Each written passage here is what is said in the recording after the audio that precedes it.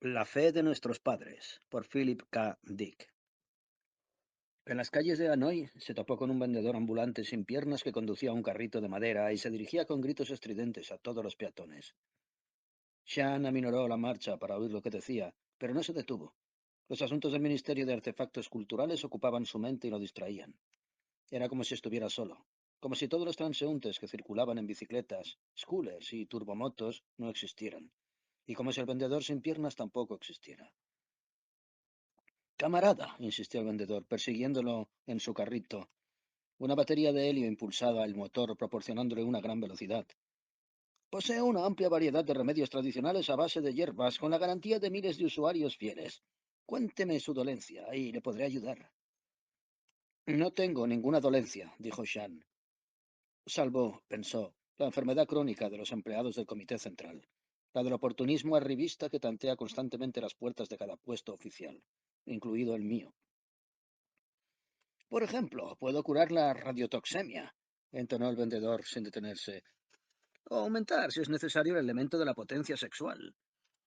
Puedo revertir las manifestaciones carcinomatosas, incluso los temidos melanomas, lo que llaman cáncer negro. Alzando una bandeja de frascos, pequeñas latas de aluminio y polvos diversos en recipientes de plástico, el vendedor canturreó.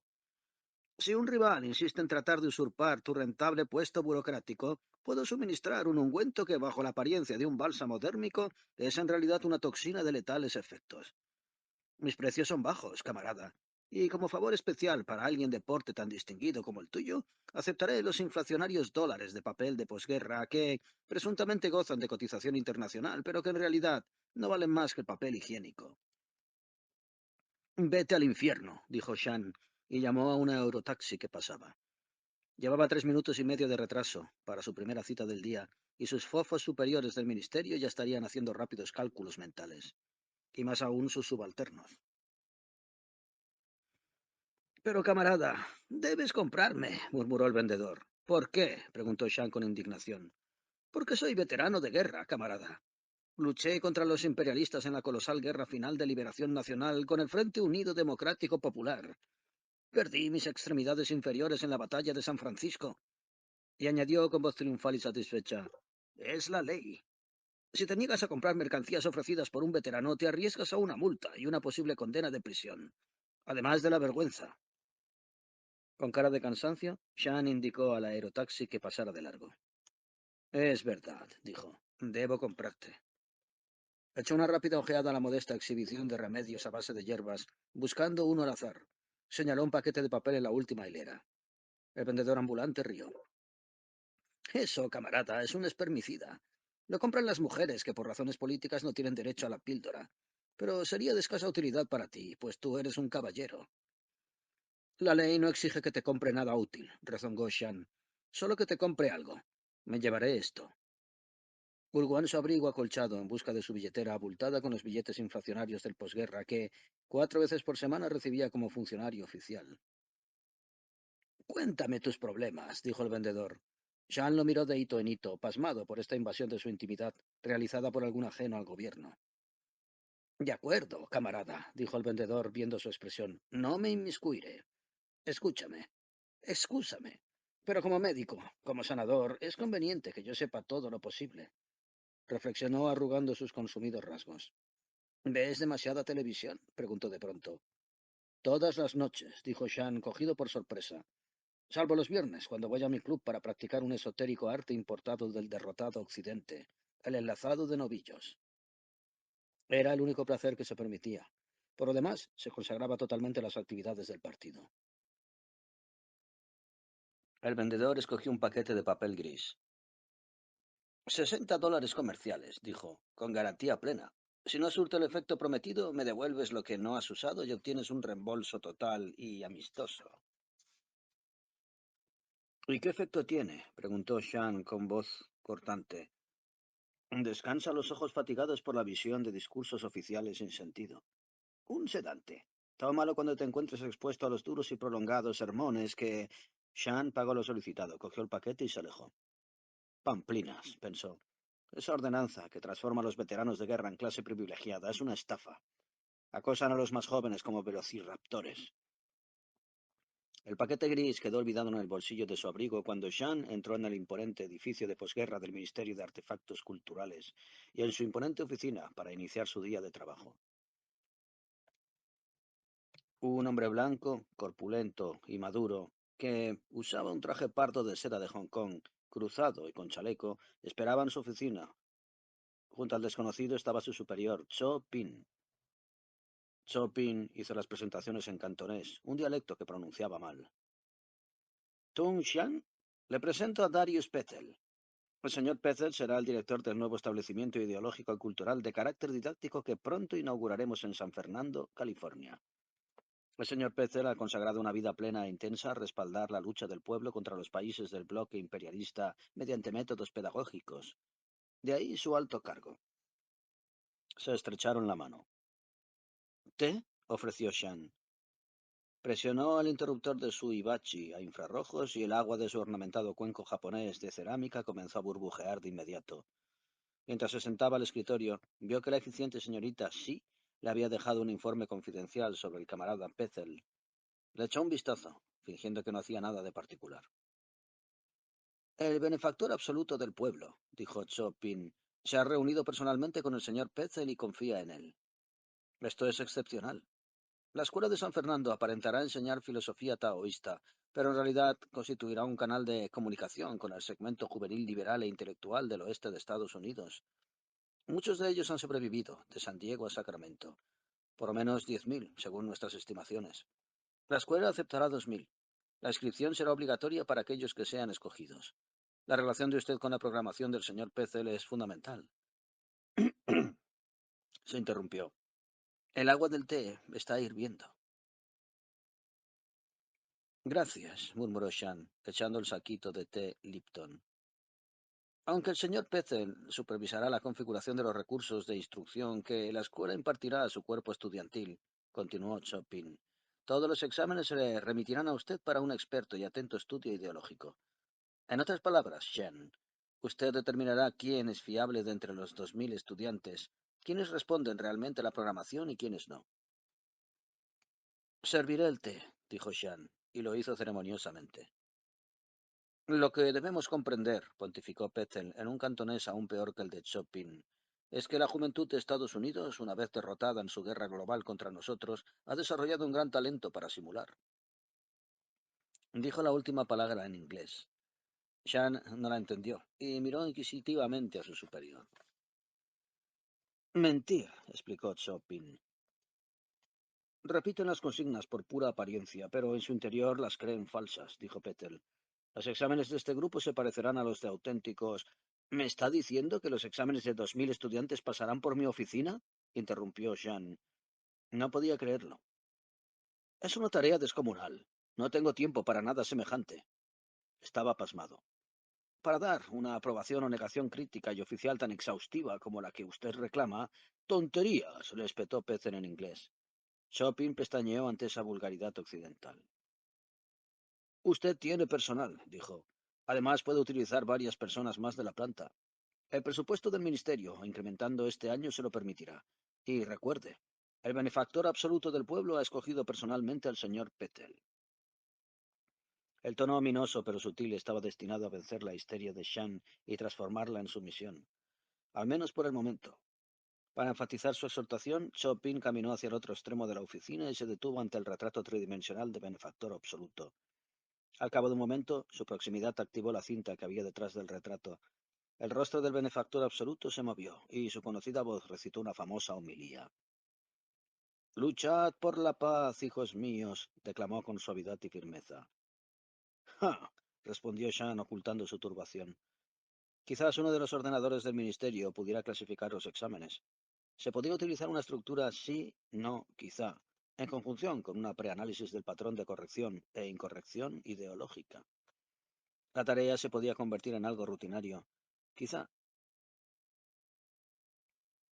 Tengo conmigo un material que me gustaría que usted examinara, señor Shan, dijo Darius Petzl. Abrió un feo y anticuario maletín de plástico. Dos ensayos presentados en un examen, confirmó mientras le pasaba los documentos a Shan. Esto nos indicará si usted es adecuado para este trabajo. Miró de soslayo a Chopin. Sus miradas se cruzaron. Entiendo que si usted tiene éxito en este proyecto, lo nombrarán viceconsejero del ministerio, y su grandeza, el benefactor absoluto del pueblo, le otorgará personalmente la medalla de Kinsterijaan. Él y Chopin sonrieron cautamente. La medalla de Kinsterijaan, repitió Shan. Aceptó los exámenes y los miró haciendo ostentación de una perezosa indiferencia, pero en su corazón vibraba una mal disimulada tensión. ¿Por qué estos dos? Es decir, ¿qué debo buscar? Uno de ellos, dijo Petel, es obra de un progresista dedicado, un ideal y leal miembro del partido cuya fidelidad está totalmente corroborada. El otro pertenece a un joven Stillaji, sospechoso de tener criptoideas degeneradas, pequeño burguesas e imperialistas. A usted le corresponde determinar quién es quién. Muchas gracias, pensó Shan, pero asintió y leyó el titular del primer examen. Doctrinas del benefactor absoluto, anticipadas en la poesía de Ba ad-Din Zuhair, de la Arabia del siglo XIII. Al mirar las primeras páginas, Shan vio una cuarteta conocida. Se llamaba La Muerte, y Shan estaba familiarizado con ella. Puede errar un par de veces, solo escoge una de muchas horas. No ve valles ni colinas, solo una llana planicie donde recoge flores. Un poema con fuerza, dijo Shan. Él utiliza el poema, dijo Petel, observando el movimiento de labios de Shan mientras releía la cuarteta, para referirse al sabio y tradicional aserto manifestado por el benefactor absoluto en nuestra vida actual, de que nadie está a salvo. Todos somos mortales, y solo sobrevive la causa suprapersonal, históricamente esencial, como debe ser. ¿Usted coincide con este estudiante? Oh, Petel hizo una pausa. ¿Acaso estará satirizando las proclamas del benefactor absoluto? Permítame revisar el otro examen, dijo Shan con cautela. No necesita más información. Decida. Shan titubeó. Pero nunca pensé en el poema de esta manera, dijo con irritación. De todos modos, no es de Baha An-Tin, Suair. Forma parte de la antología de las Mil y una Noches. Sin embargo, admito que es del siglo XIII. Leyó rápidamente el texto que acompañaba al poema. Parecía ser un refrito rutinario de los clichés del partido que él conocía desde la cuna.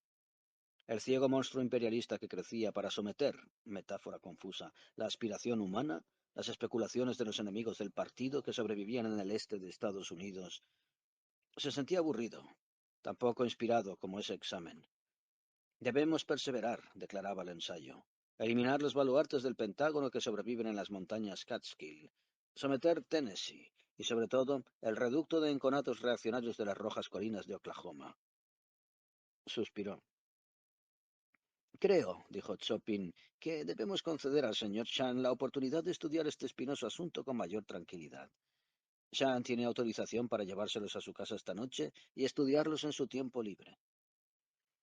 Hizo una referencia y una reverencia media burlona a media solícita. En todo caso, aunque fuera un insulto, había sacado a Shan del atolladero, y Shan se lo agradecía. Es usted muy amable, murmuró, al permitirme realizar esta nueva y estimulante tarea en mi tiempo libre. Mi collar no aprobaría. Canallas, pensó, tanto su superior como Petzl, arrojarme una patata caliente como esta, y en mi tiempo libre. Obviamente, el PC de Estados Unidos está en apuros. Sus academias de adoctrinamiento no logran convencer a los excéntricos y tozudos jóvenes yanquis, y se han ido pasando la patata caliente hasta que llegó a mí. Gracias por nada, pensó con rencor. Esa noche, en su pequeño pero bien situado apartamento, leyó el otro examen perteneciente a una tal Marion Culper, y descubrió que también trataba sobre un poema. Obviamente esto formaba parte de un curso de poesía y no le gustó. Siempre le había molestado el uso de la poesía, o de cualquier arte, con propósitos sociales. De todos modos, repantingado en su mecedora de imitación de cuero que mantenía erguida la columna vertebral, encendió un inmenso puro cuesta, Ray Number One English Market, y se puso a leer. La señorita Calper, autora del ensayo, había escogido como texto un fragmento de un poema de John Dryden, el autor inglés del siglo XVII, los últimos versos de la célebre canción para el Día de Santa Cecilia. Así, Cuando la última y espantosa hora devore el decrépito espectáculo, la trompeta se oirá en lo alto. Los muertos vivirán, los vivos morirán, y la música hará que el cielo desafine. ¡Qué barbaridad! Pensó Shan ácidamente. ¿Debemos creer que Dryden anticipó la caída del capitalismo? ¿A eso se refería con el decrépito espectáculo? Cielos. Se inclinó para coger su puro y descubrió que se había apagado. Hurgó en sus bolsillos buscando el encendedor japonés. De pronto el televisor lanzó un pitido desde el extremo del salón. ¡Ajá! Pensó Shan. El líder va a dirigirnos la palabra. El benefactor absoluto del pueblo, desde Pekín, donde vive desde hace 90 años. O son 100. O como a veces lo llamamos, el asno. Que 10.000 capullos de abyecta pobreza voluntaria florezcan en vuestro patio espiritual, dijo el locutor. Con un gruñido, Shan se levantó e hizo la reverencia obligatoria de respuesta. Cada televisor estaba equipado con dispositivos de monitorización para confirmar a la Polsec, la policía de seguridad, que el dueño hacía la reverencia y miraba el programa. En la pantalla apareció un rostro claramente definido. Los anchos saludables y lozanos rasgos del líder del PC Oriente, hombre de 120 años que gobernaba sobre muchos hombres. Demasiados, pensó Shan. Al cuerno contigo, se dijo, y se instaló de nuevo en su mecedora delante de la pantalla. Mis pensamientos, dijo el benefactor absoluto con voz matizada y lenta, están con vosotros, hijos míos, sobre todo con Tung Shan de Hanoi, que se enfrenta a una dificultosa labor, una labor que enriquecerá al pueblo del Oriente Democrático y también a la costa oeste de Estados Unidos. Debemos pensar al unísono en este hombre noble y dedicado y en la tarea a la que se enfrenta.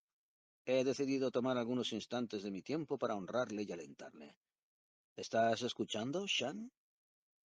Sí, su grandeza, dijo Shan, y se preguntó cuántas probabilidades había de que el líder del partido lo hubiera escogido a él esa noche en especial. La respuesta le hizo sentir un cinismo indigno de un camarada. No era convincente. Quizás esta transmisión se enviara solo a su edificio o a esta ciudad, o quizá fuera una sincronización labial hecha en Hanoi Televisión. En todo caso debía escuchar, observar y asimilar. Lo hizo siguiendo la práctica de toda una vida. Por fuera parecía rígidamente atento.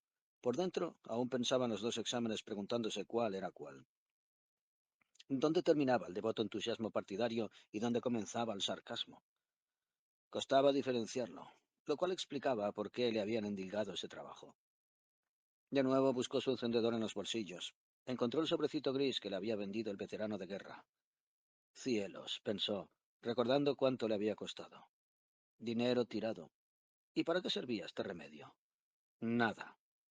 Dio la vuelta al sobre y en el dorso vio un pequeño texto impreso. Bien, pensó, y comenzó a abrirlo con cuidado. Las palabras habían llamado su atención, pues ese era su propósito. ¿Fallas como miembro del partido y como humano? ¿Temes volverte obsoleto y ser arrojado a la pila de cenizas de la historia por... Leyó el texto deprisa, sin prestarle demasiada atención, tratando de averiguar qué había comprado. Entretanto, el benefactor absoluto seguía con su cháchara. Rapé.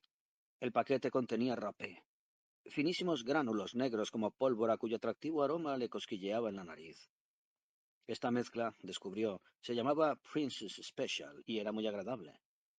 En una época había probado rapé, ya que durante un tiempo se había prohibido fumar tabaco por razones de salud cuando estudiaba en la Universidad de Pekín. Estaba de moda, sobre todo las mezclas amatorias preparadas en Chungking, hechas de quién sabía qué. ¿Esto era lo mismo? Cualquier sustancia aromática podía añadirse al rapé, desde una esencia hasta cangrejo pulverizado. Al menos así lo parecía. Sobre todo una mezcla inglesa llamada High Dry Toast, la cual había bastado para terminar con sus deseos de inhalar tabaco. En la pantalla, el benefactor absoluto peroraba monótonamente mientras Shan olía ese polvo y leía la descripción.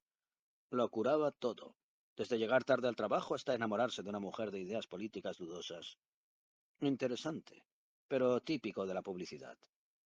Llamaron a la puerta. Se levantó, fue hasta la puerta y la abrió con pleno conocimiento de lo que encontraría. Allí estaba Mo Wei, el menudo guardián del edificio, con sus ojos duros, siempre alerta. Se había puesto el brazalete y el casco de metal, demostrando que esto iba en serio. Camarada trabajador Shan, recibió una llamada de las autoridades televisivas. Usted no mira su pantalla de televisión y en cambio manipula un paquete de contenido dudoso. Extrajo un formulario y un lapicero. Dos marcas rojas. Ahora se le ordena sumariamente adoptar una postura cómoda y relajada ante la pantalla para brindar al líder toda su atención. Sus palabras esta noche van dirigidas particularmente a usted, camarada. A usted. Lo dudo, refunfuñó Shan. ¿Qué quiere decir? Dijo Kuei pestañeando. El líder gobierna 8.000 millones de camaradas. No va a escogerme a mí. Estaba furibundo. La precisión de la reprimenda del guardián lo irritaba. Pero lo oí claramente con mis propios oídos, dijo Kuei. Usted fue mencionado. Shan fue hasta el televisor y subió el volumen. Pero ahora está hablando de los fracasos en la India popular. Eso no es relevante para mí. Todo lo que declara el líder es relevante. Mowquay trazó una nueva marca en el formulario. Se inclinó formalmente y se alejó. Estoy aquí para reprocharle su indolencia porque me llamaron de la central. Obviamente ellos consideran que su atención es importante. Debo ordenarle que active su circuito de grabación automática de transmisiones y reproduzca los fragmentos anteriores del discurso del líder. Shan le hizo una pedorreta y cerró la puerta. De vuelta al televisor, pensó, al lugar donde pasamos nuestras horas de ocio. Y allí estaban los dos exámenes. Esto también lo agobiaba. Y en mi tiempo libre, pensó airadamente. Al cuerno con ellos, que se pudran. Caminó hacia el televisor, dispuesto a apagarlo. Una luz roja de advertencia le informó que no tenía permiso para apagar el televisor. No podía deshacerse de ese discurso ni de esa imagen, ni siquiera si lo desenchufaba. Los discursos obligatorios, pensó, nos matarán, nos enterrarán. Si pudiera estar libre del ruido de los discursos, libre de la algarabía del partido que ladra mientras persigue a la humanidad. Pero ninguna ordenanza conocida le impedía consumir rapé mientras miraba al líder. Abrió el paquete gris y descargó un montículo de gránulos negros en dorso de su mano izquierda. Luego, con experiencia, se llevó la mano a las fosas nasales y aspiró, introduciendo el rapé en la nariz. Imagina esa vieja superstición, pensó, que las cavidades nasales están conectadas con el cerebro y por ende una inhalación afecta directamente al córtex cerebral. Sonrió, volvió a sentarse, fijó la mirada en la pantalla y el individuo gesticulante que todos conocían también.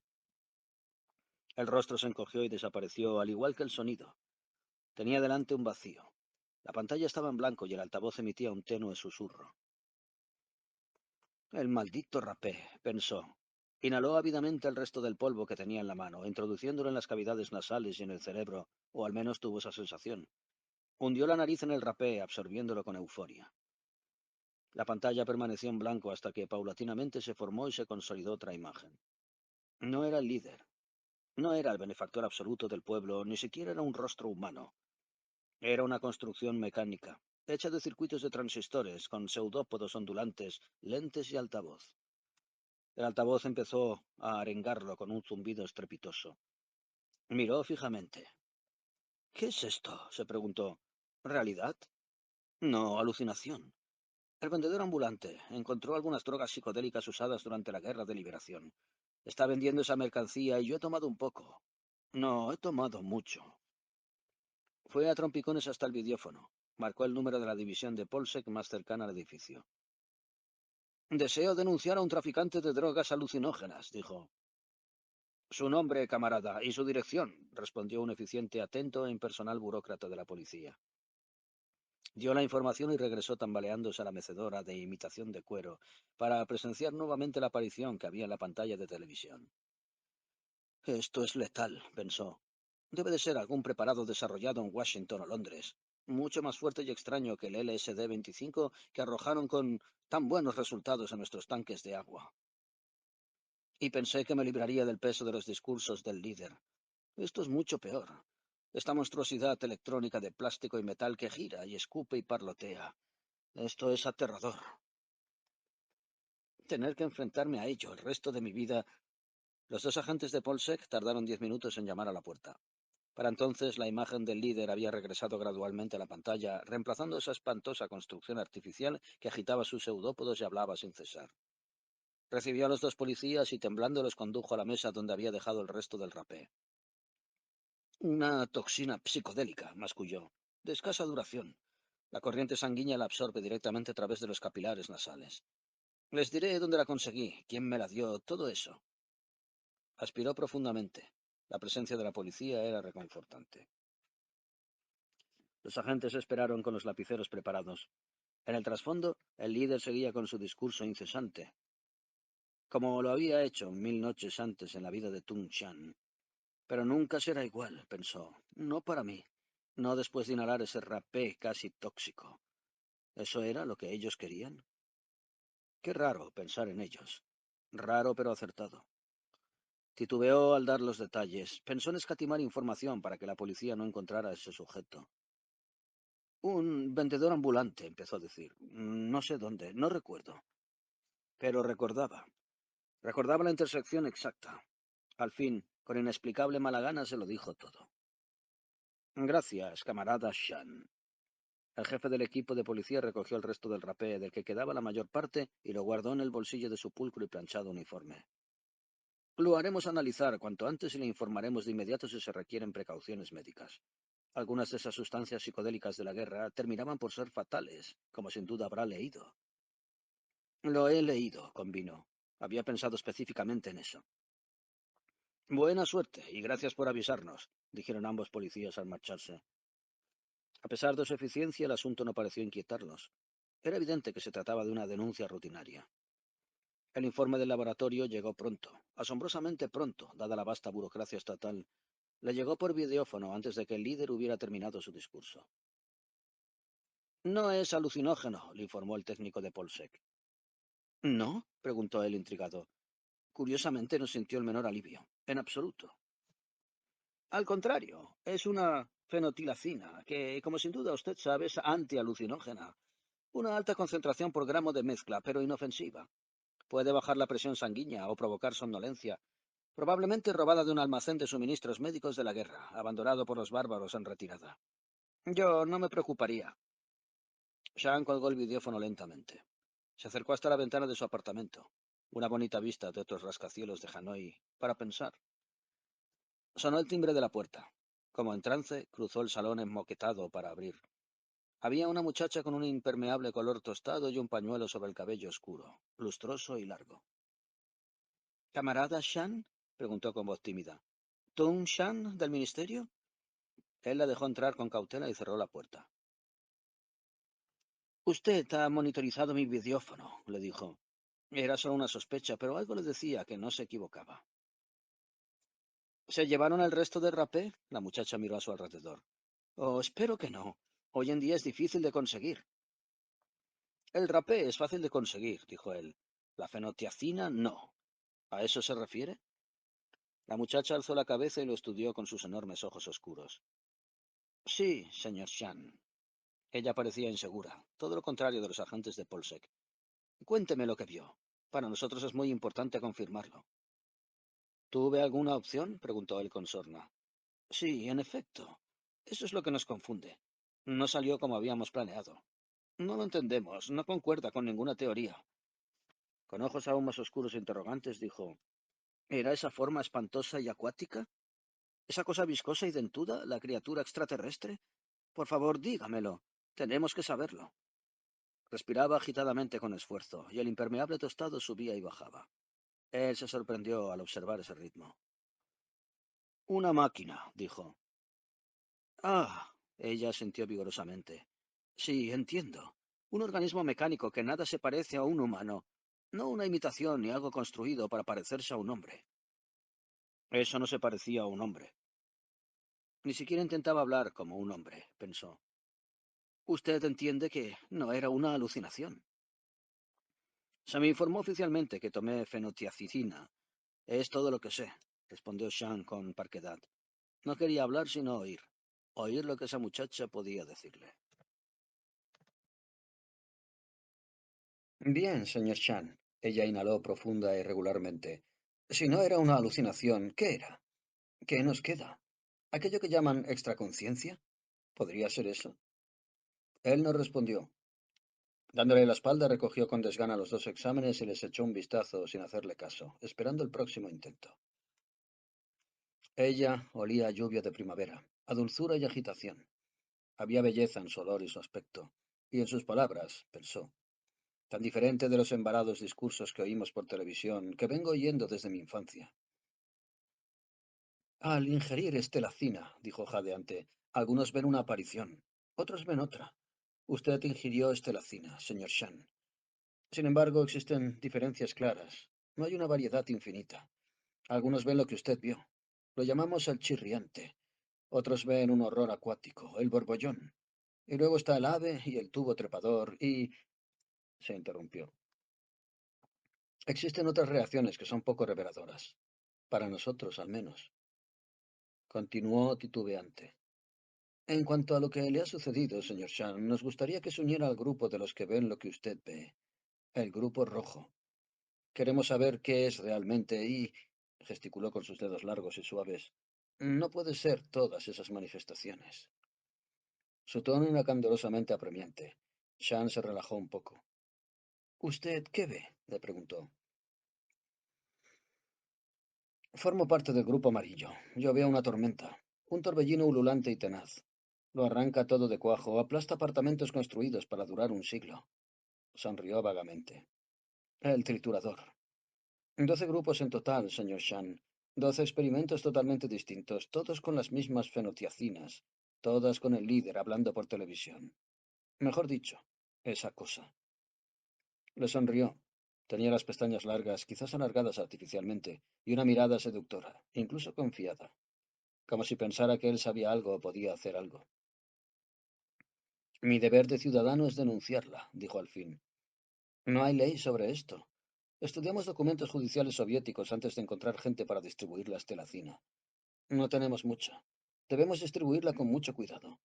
Usted nos parecía una buena opción. Un joven burócrata de posguerra en ascenso. Cogió los exámenes que él tenía en la mano.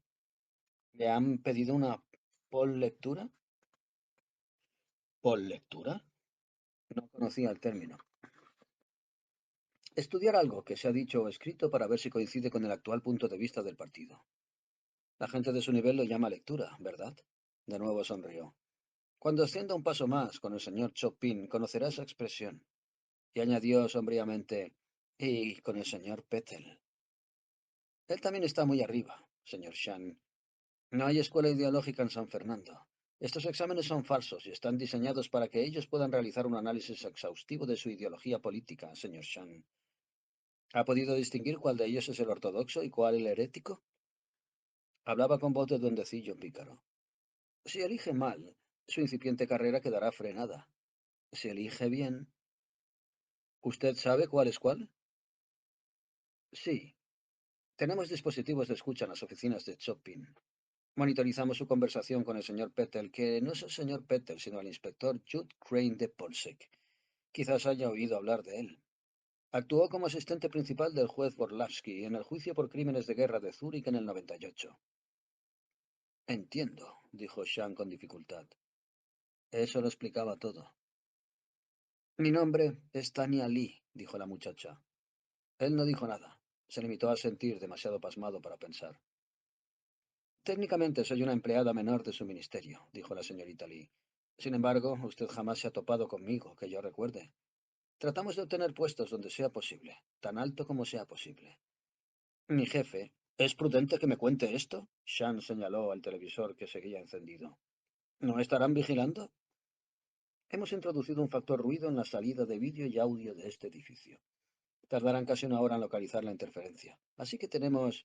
Echó un vistazo al reloj que llevaba en la delgada muñeca. 15 minutos más. Todavía estamos seguros. Dígame, ¿qué examen es el ortodoxo? ¿Eso es todo lo que le importa, de veras? ¿Qué otra cosa debería importarme? No lo entiende, señor Shan. Usted ha descubierto algo. El líder no es el líder, es otra cosa, pero aún no sabemos qué. Señor Shan, con el debido respeto, ¿alguna vez hizo analizar el agua que bebe? Sé que parece paranoico, pero ¿lo ha hecho? No, claro que no.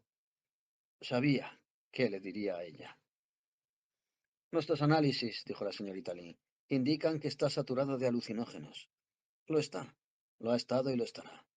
No los que se usaban durante la guerra, no los que provocan desorientación, sino un derivado sintético del cornezuelo llamado Datrox 3.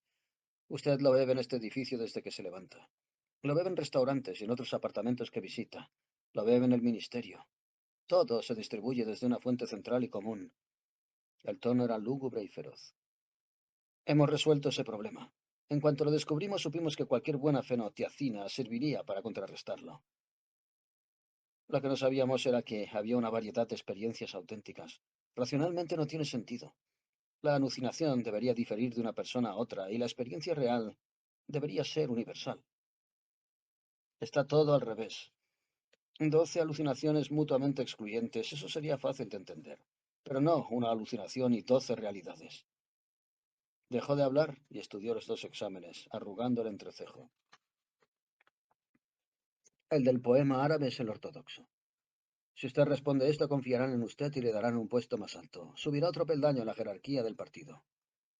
Con una sonrisa, sus dientes eran perfectos y adorables, concluyó: Mire lo que ha recibido a cambio de su inversión de esta mañana. Su cabeza estará segura durante un tiempo, con nuestro respaldo. No la creo. Instintivamente era presa de su recelo. El recelo de alguien que se había pasado una vida entre los esbirros de la rama Hanoi del PC Oriente. Conocían infinitos modos de eliminar a sus rivales y él había empleado algunos, y también los había sufrido en carne propia. Este podía ser un método nuevo que él desconocía. Todo era posible. Esta noche el líder lo ha mencionado en su discurso, dijo la señorita Lee. ¿No le ha parecido extraño? ¿Usted, entre todo el mundo? Un burócrata menor de un ministerio modesto. Lo admito. Sí, me pareció extraño. Pero era auténtico. El benefactor absoluto está preparando un cuadro selecto de jóvenes de la posguerra para infundir nueva vida a la reseca y moribunda jerarquía de viejos carcas y propagandistas del partido. Su grandeza lo escogió por el mismo motivo que nosotros.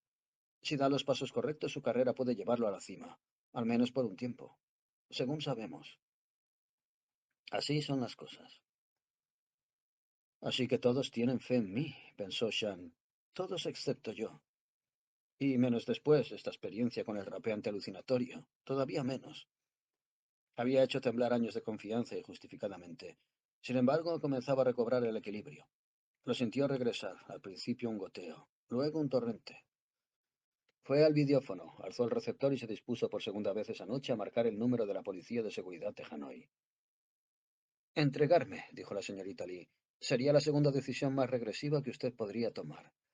Les diré que me trajo aquí para sobornarme, que usted creía, dado mi puesto en el ministerio, que yo sabría qué examen escoger. ¿Y cuál sería la primera decisión más regresiva? No tomar otra dosis de fenotiazina, dijo la señorita Lee sin alterarse. Colgando el teléfono, Tung Shan pensó: no sé lo que me ocurre. Dos fuerzas. Por una parte el partido y su grandeza. Por la otra esta muchacha y su presunto grupo. Unos quieren que ascienda a la jerarquía del partido. Los otros... ¿Qué quería Tania Lee? Por debajo de las palabras, más allá de la pátina casi trivial de desprecio por el partido, por el líder, por las pautas éticas del Frente Unido Democrático Popular, ¿qué quería de él? ¿Usted se opone al partido?, preguntó con curiosidad. No, pero... Sean gesticuló dubitativamente. Eso es todo lo que hay. Partido y antipartido. Usted debe de estar a favor del partido, entonces. La miró desconcertada. Ella sostuvo la mirada sin inmutarse. Ustedes tienen una organización y se reúnen. ¿Qué se proponen destruir? ¿La actividad normal del gobierno? ¿Son ustedes como los traidores estudiantes universitarios de Estados Unidos durante la guerra de Vietnam que detenían envíos de tropas y se manifestaban? Las cosas no fueron así, suspiró la señorita Lee. Pero eso no importa. Solo queremos saber quién o qué nos lidera. Debemos infiltrarnos lo suficiente para contar con alguien, un joven teórico en ascenso, por ejemplo, a quien puedan invitar a charlar personalmente con el líder. ¿Entiende?, dijo levantando la voz. Consultó el reloj, obviamente ansiosa por marcharse. Los 15 minutos terminarían pronto. Pocas personas ven al líder, como usted sabe. Es decir, pocos lo ven de veras.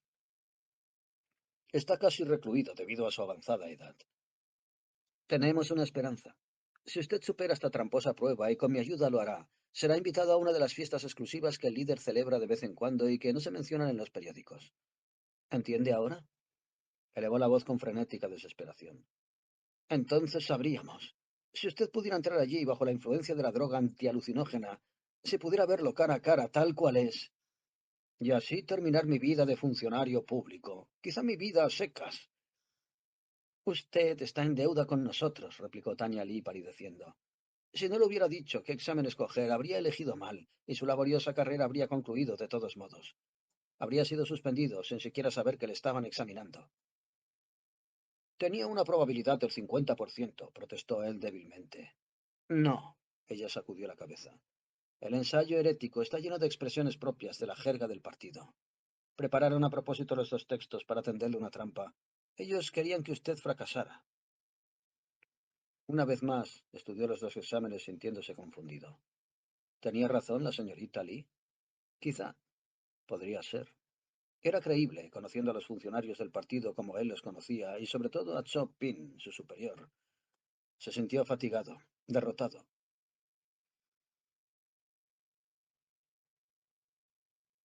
Usted quiere un quid pro quo. Ya hizo algo por mí. Obtuvo la respuesta a ese examen del partido. Usted ya ha cumplido su parte. ¿Qué me impide echarla con cajas destempladas? No tengo por qué hacer nada. Su voz resonaba con la frialdad emocional que era tan habitual en los círculos del partido. Habrá otras pruebas mientras continúa su ascenso, dijo la señorita Lee, y también lo ayudaremos. Estaba tranquila, serena. Sin duda había previsto esta reacción. ¿Cuánto tiempo tengo para pensarlo? Preguntó Shan. Ahora me iré. No tenemos prisa. No lo van a invitar a la villa del río Yangtze la próxima semana, ni siquiera el próximo mes. Fue hasta la puerta, la abrió, se detuvo. A medida que vaya siendo sometido a esas pruebas subrepticias, nos comunicaremos con usted para darle las respuestas. En esas ocasiones se verá con alguno de nosotros. Quizá no sea yo. Probablemente sea ese veterano de guerra lisiado quien le venda las respuestas correctas cuando usted salga del ministerio. Sonrió fugazmente, una sonrisa velada. Pero un día inesperadamente recibirá una pomposa invitación formal y oficial, y cuando vaya a la villa estará sedado con estelacina. Quizá la última dosis de nuestra menguante provisión. Buenas noches. Cerró la puerta. Se había ido. Por Dios, pensó Shan. Ellos pueden extorsionarme por lo que hice, y ella ni siquiera se ha molestado en mencionarlo. En semejante situación ni vale la pena mencionarlo.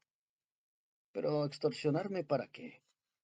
Ya había dicho a la Polsek que le habían dado una droga que resultó ser una fenotiazina. Entonces ellos saben, comprendió. Me vigilarán. Estarán alerta. Técnicamente he infringido una ley, pero estarán vigilando, sin duda. Pero en definitiva, vigilaban siempre. Se relajó un poco al pensar en eso. A través de los años se había acostumbrado, igual que todos los demás. Veré al benefactor absoluto del pueblo tal como es, pensó, lo cual quizá nadie haya hecho. ¿Cómo será? ¿Cuál de las categorías no alucinatorias? Categorías que yo ni siquiera conocía. Una visión que puede trastornarme por completo. ¿Cómo podré soportar la velada, mantener la compostura si es como la forma que vi en la pantalla de televisión? El triturador, el chirriante, el ave, el tubo trepador, el borbollón, o algo peor. Se preguntó en qué consistirían las otras visiones y desistió de esa especulación. No llevaba a ninguna parte y era demasiado angustiante. A la mañana siguiente, Chopin y Darius Petzel se reunieron con él en su oficina. Ambos estaban tranquilos pero expectantes. Sin decir nada, él les entregó uno de los exámenes. El ortodoxo, con su breve y conmovedor poema árabe. Este es obra de un dedicado miembro del partido o aspirante a ello, declaró Shan. Golpeó las hojas restantes. El otro es basura reaccionaria, manifestó un acceso de furia. A pesar de una superficial... De acuerdo, señor Shan, dijo Pettel moviendo la cabeza. No es preciso entrar en detalles. Su análisis es correcto. ¿Oyó que el líder lo mencionó en su discurso de anoche? Por supuesto. Entonces, sin duda, ha inferido que nuestro proyecto es de suma importancia. El líder le ha echado el ojo, eso está claro. De hecho, se ha comunicado conmigo para hablarme de usted. Pettel abrió su abultado maletín y hurgó en su interior. Perdí esa maldita cosa. De todos modos, miró de soslayo a Chopin, quien asintió con un leve gesto. Su grandeza desea que usted se presente para cenar en la villa del río Yangtze el próximo jueves por la noche. La señora Fletcher, sobre todo, agradecería... ¿La señora Fletcher? Preguntó Shan. ¿Quién es la señora Fletcher? Después de una pausa, Chopin dijo en tono adusto. La esposa del benefactor absoluto. cuyo nombre que por supuesto usted jamás oyó es Thomas Fletcher. Es un hombre blanco, explicó Pecel. En sus orígenes pertenecía al Partido Comunista de Nueva Zelanda. Participó en la difícil toma del poder allí. Esta noticia no es estrictamente necesaria, pero tampoco se ha difundido a voz en cuello. Titubeó jugando con su reloj de cadena. Quizás sea mejor que se olvide de ello. Por cierto, en cuanto lo conozca, verá que es un hombre blanco, como muchos de nosotros. La raza no tiene nada que ver con la lealtad al líder y al partido, señaló Chopin, como indica nuestro señor Pecel. Pero su grandeza, pensó Shank conmocionado. En la pantalla de televisión no parecía ser occidental. En televisión, balbuceó. La imagen, interrumpió Chopin, está sometida a una serie de habilidosos ajustes con propósitos ideológicos. La mayoría de las personas que ocupan altos cargos son conscientes de ello. Miró con dureza a Shan. De modo que todos están de acuerdo, pensó Shan. Lo que vemos todas las noches no es real. Pero ¿hasta qué punto es irreal? ¿Lo es total o parcialmente? Estaré preparado, dijo con voz tensa, y pensó, ha habido un fallo. La gente que Tanya representa no estaba preparada para que me invitaran tan pronto. ¿Dónde está el antialucinógeno? ¿Puede conseguírmelo o no? Quizá no. No a tan corto plazo. Curiosamente se sentía aliviado. Comparecería en presencia de su grandeza con la posibilidad de verlo como ser humano, verlo como él y todos los demás lo veían en televisión. Sería una cena estimulante y jovial con algunos de los miembros del partido más influyentes de Asia. Creo que podré prescindir de la fenotiacina, pensó, y se sintió aún más aliviado. Hela aquí por fin, dijo de pronto Pecel sacando un sobre blanco del maletín. Su invitación. El jueves por la mañana volará a la villa del líder en Sino Cohete. Allí el oficial de protocolo lo instruirá sobre la conducta que se espera de usted. Vestirá ropa formal, con smoking, pero la atmósfera será cordial. Siempre hay muchos brindis. Yo ya he asistido a un par de estas reuniones. El señor Chopin todavía no ha tenido ese honor. Arrugó la cara en una sonrisa. Pero, como dicen, todo llega para quien sabe aguardar. Lo dijo Benjamin Franklin. Para el señor Shan ha llegado prematuramente, diría yo, señaló Chopin, encogiéndose de hombros con resignación. Pero en ningún momento se me ha pedido opinión. Una cosa, le dijo Pecel a Shan. Cuando vea su grandeza en persona, quizás sufra alguna decepción. En tal caso, procure no evidenciarlo. Siempre tendemos a verlo como algo más que un hombre. Así nos han entrenado. Pero a la mesa es un poco vulgar. En ciertos aspectos es como nosotros. Quizás se complazca, por ejemplo, en una actividad oral agresiva y pasiva moderadamente humana. Es posible que cuente alguna anécdota subida de tono o beba demasiado. Con franqueza, nadie sabe de antemano cómo resultarán estas cosas, pero en general se prolongan hasta la madrugada. Así que sería prudente aceptar la dosis de anfetaminas que le ofrecerá el oficial de protocolo. ¿Cómo? Dijo Shan. Esto era novedoso e interesante. Para tener más energía y para contrarrestar el efecto de la bebida. Su grandeza tiene una noble capacidad para permanecer despierto. Con frecuencia sigue en pie y pletórico de energías cuando todos los demás se han derrumbado. Un hombre notable, intervino Chopin. Creo que sus extravagancias solo demuestran que es un individuo excepcional y adaptable. Es como el hombre renacentista ideal, como Lorenzo de Médicis. En efecto, concedió Pecel. Estudió a Jean con tal intensidad que él sintió los mismos escalofríos de la noche anterior. ¿Me conducen de una trampa a otra? Se preguntó. Esa muchacha sería un agente de la Polsek que me sondeaba, dispuesta a descubrir una vena desleal y antipartidaria en mí. Eludiré a ese veterano sin piernas al salir del trabajo. Cogeré otro camino para regresar a mi apartamento. Tuvo éxito. Ese día eludió al vendedor ambulante y también el siguiente, y así hasta el jueves. El jueves por la mañana el vendedor salió de debajo de un camión aparcado y le cerró el paso, situándose frente a él. ¿Y mi medicación? Preguntó el vendedor. ¿Ayudó? Sé que fue así. La fórmula se remonta a la dinastía Sung. Sé que ayudó. Déjame pasar, dijo Shan. ¿Tendrías la bondad de responder? No hablaba con el tono gimoteante que se podría esperar de un vendedor callejero marginal, y su voz firme impactó en Shan. La oía con toda claridad. Loud and clear, como decían las tropas títeres imperialistas tiempo atrás. Sé lo que me diste, dijo Shan, y no quiero más. Si cambio de parecer, puedo comprarlo en una farmacia. Gracias. Echó a andar, pero el vendedor lisiado lo persiguió con su carrito. La señorita Lee habló conmigo, dijo el vendedor en voz alta. Shan gruñó y apretó el paso. Vio un aerotaxi y se dispuso a llamarlo. Esta noche irás a la cena de la villa del río Yangtze, dijo el vendedor, jadeando en su esfuerzo para alcanzarlo. Toma la medicación ahora, imploró, ofreciéndole un sobre. Por favor, camarada Shan, por tu bien, por el bien de todos nosotros. Así sabremos a qué nos enfrentamos. Cielo santo, quizá no sea de la tierra, es lo que más tememos. ¿No lo entiendes? Shan, ¿qué es tu condenada carrera comparada con eso? Si no averiguamos... El taxi se posó en la acera y abrió las puertas. Shan se dispuso a abordarlo. El sobre voló junto a él, rebotó en la entrada del taxi y aterrizó en el piso mojado por la lluvia. Por favor, dijo el vendedor. Y no te costará nada, hoy es gratis. Solo tómala, úsala antes de la cena. Y no consumas las anfetaminas, estimulan el tálamo y están contraindicadas cuando se usa un supresor adrenal como la fenotiazina. La puerta del taxi se cerró detrás de Shan y éste se sentó.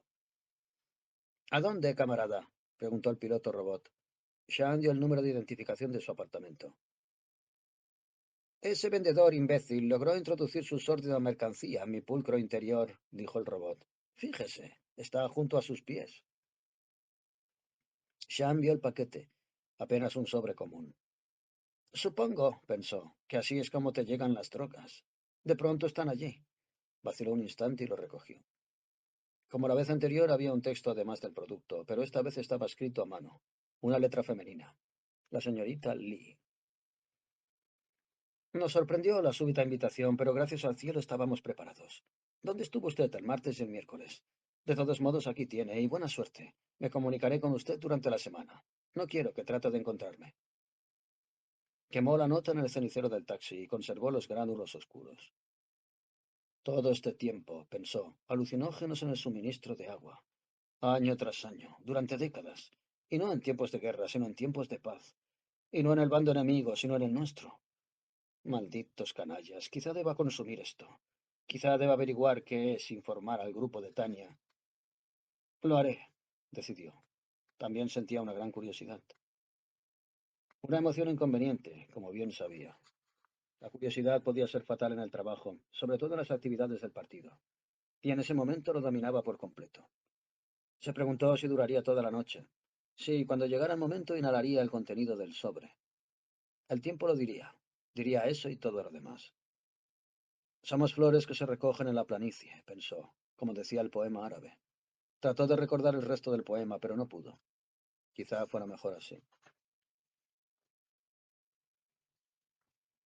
El oficial del protocolo de la villa, un japonés llamado Kimo Okubara, alto y groñón, obviamente ex luchador, lo estudió con innata hostilidad, incluso después de haber presentado su invitación con letras caladas y demostrado su identidad. Sorprende que molestarte en venir, masculló Okubara. ¿Por qué no quedarte a ver televisión? Nadie echarte de menos. Hasta ahora pasarlo bien sin ti. Ya he mirado la televisión, replicó Shan. De todos modos, estas cenas rara vez se televisaban. Eran demasiado lujosas. Los hombres de Okubara lo cachearon en busca de armas, incluyendo la posibilidad de un supositorio anal. Luego le devolvieron su ropa. Sin embargo, no encontraron la fenotiazina, porque él ya la había ingerido. Los efectos de esa droga duraban 4 horas. Sería más que suficiente. Y como había dicho Tania, era una dosis elevada. Se sentía torpe, mareado. Su lengua se movía espasmódicamente. Parecía el mal de Parkinson. Hubo un desagradable efecto colateral que él no había previsto. Pasó una muchacha desnuda de la cintura para arriba con un largo cabello cobrizo que le caía sobre los hombros y la espalda. Interesante.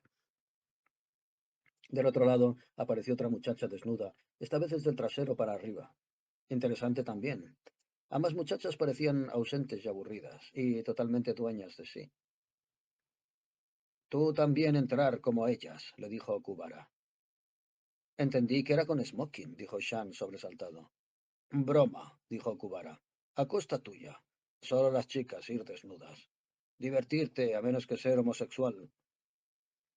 Bien, pensó Shan. Será mejor que me guste. Se mezcló con los demás invitados que usaban smoking como él, o vestido largo si eran mujeres, y se sintió incómodo, a pesar del efecto tranquilizador de la estecina. ¿Por qué estoy aquí? Se preguntó. Comprendía la ambigüedad de su situación. Estaba ahí para promover su carrera en el aparato del partido, para obtener la íntima y personal aprobación de su grandeza, y también estaba ahí para desenmascarar a su grandeza como un fraude. No sabía qué clase de fraude, pero así era. Un fraude contra el partido, contra todos los pueblos democráticos y pacíficos de la tierra. Irónico, pensó, y siguió mezclándose con los demás. Una muchacha de pechos pequeños, brillantes y luminosos se le acercó para pedirle fuego. Con movimiento lento sacó su encendedor. ¿Qué es lo que hace brillar tus pechos? Le preguntó. ¿Inyecciones radioactivas? Ella se encogió de hombros y siguió de largo sin responder. Evidentemente no había sido una pregunta atinada. Quizás sea una mutación de la guerra, pensó. Bebidas, señor. Un criado le ofreció una bandeja. Él cogió un martini que estaba de moda entre las clases altas del partido en la China popular. Saboreó la bebida helada y seca. Buen gin inglés, se dijo. O quizás era el compuesto holandés original, enebro o lo que fuera. No estaba mal. Siguió caminando, sintiéndose mejor. De hecho, la atmósfera le resultaba agradable. Los invitados irradiaban confianza. Habían triunfado y ahora podían distenderse. La noción de que la cercanía de su grandeza producía angustia neurótica era un mito. No veía indicios de ella y él no la sentía. Un hombre mayor, corpulento y calvo, lo detuvo apoyándole la copa en el pecho.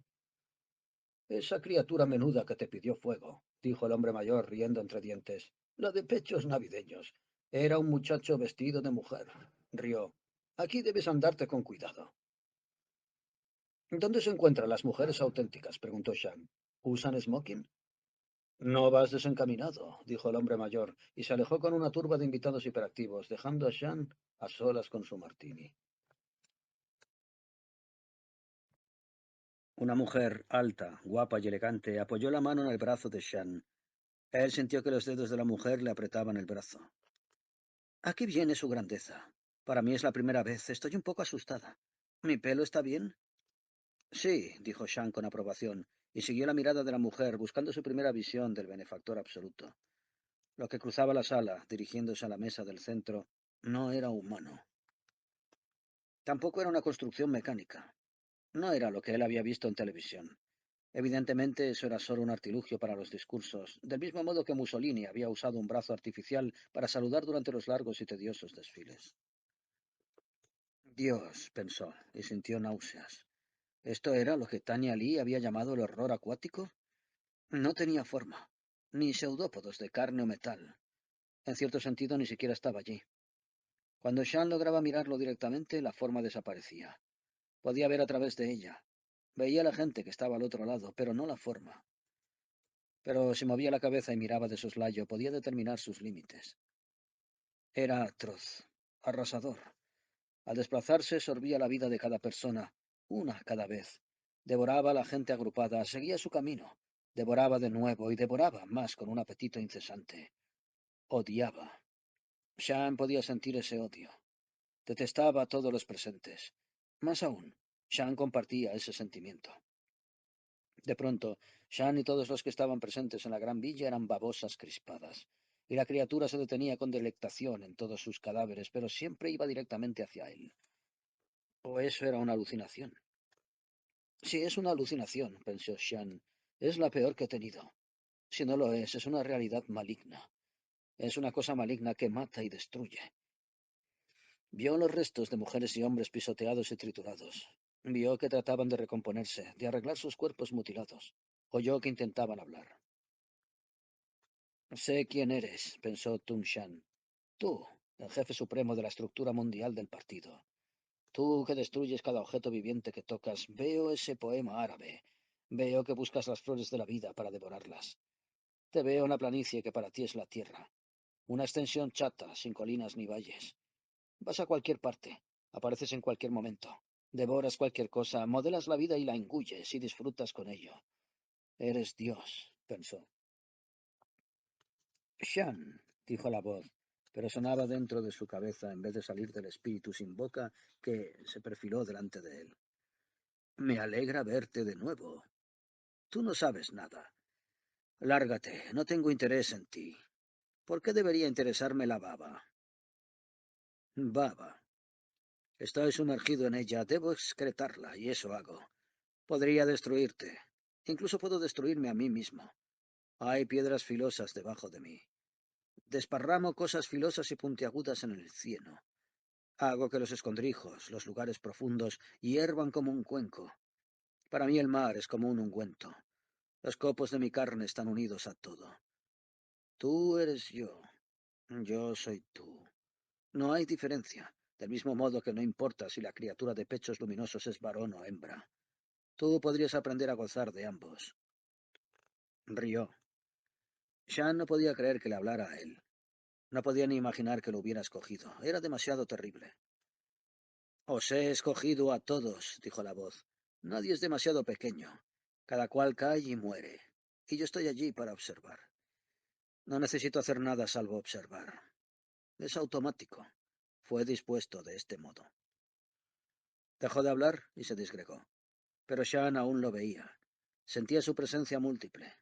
Era una esfera que colgaba en el salón con 50.000 ojos. 1 millón de ojos, miles de millones. Un ojo por cada cosa viviente mientras esperaba que cada cosa cayera y luego pisaba cada cosa viviente y caída. Para esto había creado las cosas, y Shan comprendió. Lo que en el poema árabe parecía la muerte no era la muerte, sino Dios. Mejor dicho, Dios era la muerte. Era una fuerza, un cazador, una entidad caníbal, y fallaba algunas veces, pero disponiendo de toda la eternidad, podía permitirse el lujo de fallar. Ambos poemas, comprendió. También el de Dryden. El decrépito desfile. Ese es nuestro mundo, por obra tuya. Lo distorsionas para que sea así, nos tuerces. Pero al menos, pensó, todavía conservo mi dignidad. Con dignidad dejó el vaso, se dio la vuelta y caminó hacia las puertas de la sala. Las traspuso y recorrió un largo pasillo enmoquetado. Un criado vestido de rojo le abrió una puerta. Se encontró en la oscuridad de la noche, en una veranda, a solas. No, a solas no. Esa cosa lo había seguido. O había llegado antes. Sí, lo estaba esperando. Aún no había terminado con él. Allá voy, dijo Shan. Se lanzó hacia la barandilla. Estaba a 6 pisos de altura y allá abajo relucían el río y la muerte. No lo que decía el poema árabe. Cuando Shan se disponía a saltar, la criatura lo sujetó por un hombro. ¿Por qué? Preguntó Shan, pero se detuvo intrigado, sin entender. No te arrojes por mí, dijo la criatura. No podía verla porque se había puesto detrás de él, pero la prolongación que le tocaba el hombro cobró la forma de una mano humana. La criatura rió. ¿Cuál es la gracia? Preguntó Shan, vacilando sobre la barandilla, sostenido por la pseudomano. Estás haciendo el trabajo por mí. No esperas. ¿No tienes tiempo para esperar? Te seleccionaré entre los demás. No tienes por qué acelerar el proceso. ¿Y si lo hago, por repulsión a ti? La cosa rió. No respondió. Ni siquiera respondes, dijo Shan. Tampoco esta vez recibió respuesta. Se alejó de la barandilla. La presión de la pseudomano cedió. ¿Tú fundaste el partido? Preguntó Shan. Yo fundé todo. Fundé el antipartido y el partido que no es un partido, y a sus simpatizantes y opositores, los que llamas imperialistas yanquis, los reaccionarios, y así sucesivamente. Lo fundé todo, como si fueran hojas de hierba. ¿Y estás aquí para disfrutarlo? Lo que quiero es que me veas tal como soy, como me has visto, y luego confíes en mí. ¿Qué? Preguntó Shan con voz trémula. ¿Que confíe en ti? ¿Para qué? ¿Crees en mí? Sí, puedo verte.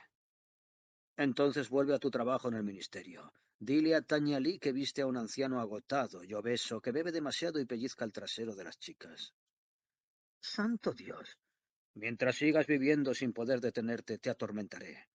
Te privaré poco a poco de todo lo que posees o deseas, y cuando estés a punto de morir te desvelaré un misterio. ¿Cuál es el misterio? Los muertos vivirán, los vivos morirán. Y yo mato lo que vive, salvo lo que ha muerto. Y te diré esto. Hay cosas peores que yo, pero no las conocerás porque para entonces te habré matado.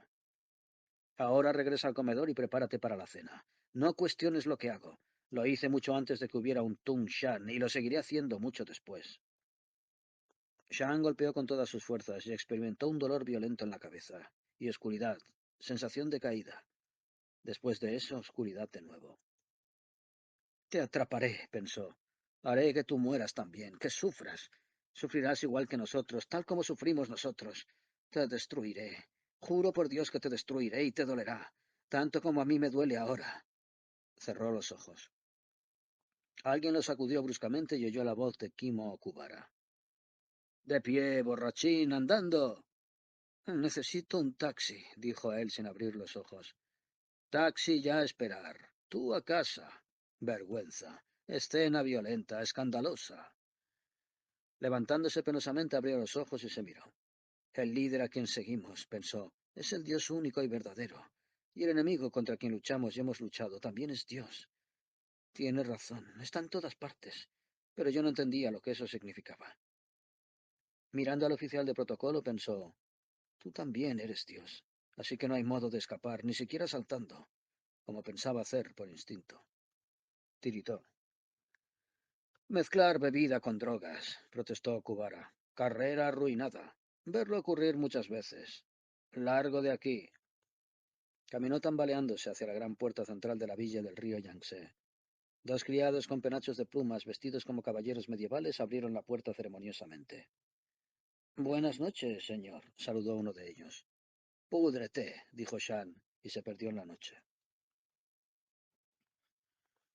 A las 3 menos cuarto de la madrugada, mientras permanecía insomne en el salón de su apartamento, fumando un Cuesta Rey Astoria tras otro, llamaron a la puerta.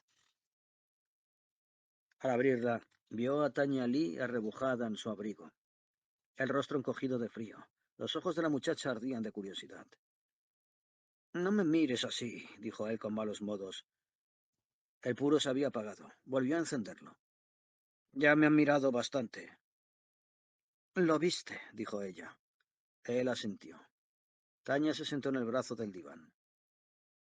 ¿Qué puedes decirme? Preguntó al rato. Vete de aquí, tan lejos como puedas, dijo Shan. Vete muy lejos. Y luego recordó, nunca habría distancia suficiente. Recordó que también había leído eso. Olvídalo. Se levantó y fue a la cocina a preparar café. Tanya lo siguió. ¿Tan malo fue? Preguntó. No se puede ganar, dijo él. Tú no puedes ganar. Yo no me incluyo. No estoy en esto. Solo quería hacer mi trabajo en el ministerio y olvidarlo. Olvidar este condenado asunto. ¿No es de la Tierra? No. ¿Es hostil hacia nosotros? Sí. No. Ambas cosas. Ante todo es hostil. Entonces debemos... Vete a casa, vete a dormir. Shan la miró con atención. Había permanecido sentado largo rato y había cavilado mucho, sobre muchas cosas. ¿Estás casada? No, ahora no. En otro tiempo sí. Quédate conmigo esta noche. El resto de esta noche al menos, hasta que salga el sol. La parte nocturna es espantosa. Me quedaré, dijo Tanya desabrochándose el cinturón del impermeable. Pero necesito algunas respuestas. ¿Qué quería decir Dryden al hablar de la música? ¿Qué haría desafinar al cielo? No lo entiendo. ¿Qué le hace la música al cielo? Todo el orden celestial del universo termina, dijo ella, mientras colgaba el impermeable en el armario del dormitorio. Debajo llevaba un suéter rayado color naranja y pantalones teñidos. ¿Y eso es malo? Preguntó él. Ella reflexionó. No lo sé. Supongo que sí. Es atribuirle demasiado poder a la música, dijo él. ¿Conoces esa expresión pitagórica acerca de la música de las esferas? Respondió Tanya. Se sentó en la cama y se quitó los zapatos. ¿Acaso crees en eso? Preguntó él. ¿O crees en Dios? Dios. Tanya se echó a reír.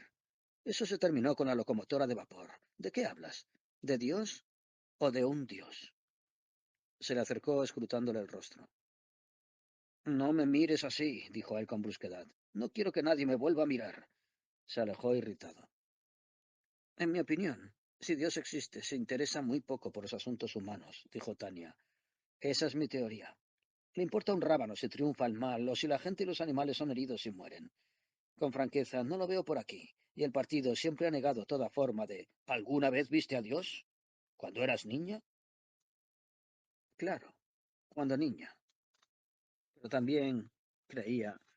¿Alguna vez has pensado que el bien y el mal son distintos nombres de la misma cosa? ¿Que Dios podría ser bueno y malo al mismo tiempo? Te prepararé un trago, dijo Tanya, y caminó descalzo hacia la cocina. El triturador, el chirriante, el borbollón y el ave y el tubo trepador, además de otros nombres y formas, no sé.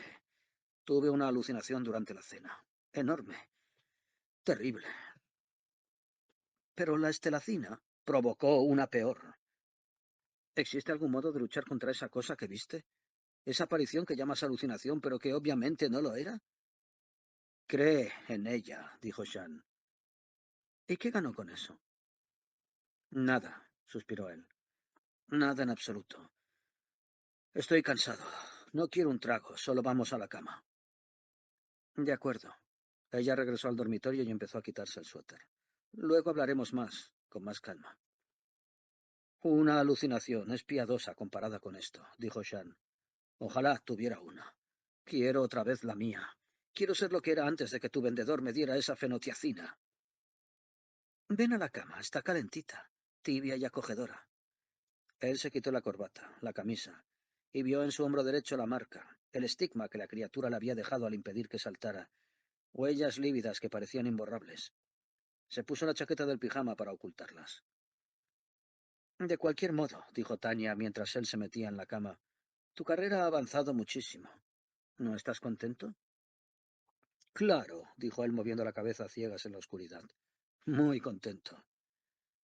Ven aquí, dijo Tanya rodeándole con los brazos, y olvídate de todo lo demás, al menos por ahora. Shan se acercó a ella, haciendo lo que ella pedía y lo que él quería. Tanya era habilidosa y pronto entró en acción. Logró excitarlo e hizo su parte. No se molestaron en hablar hasta que al fin ella suspiró y se relajó. Ojalá pudiéramos seguir para siempre, dijo él. Fue para siempre, dijo Tanya. Esto está fuera del tiempo. Es ilimitado como un mar.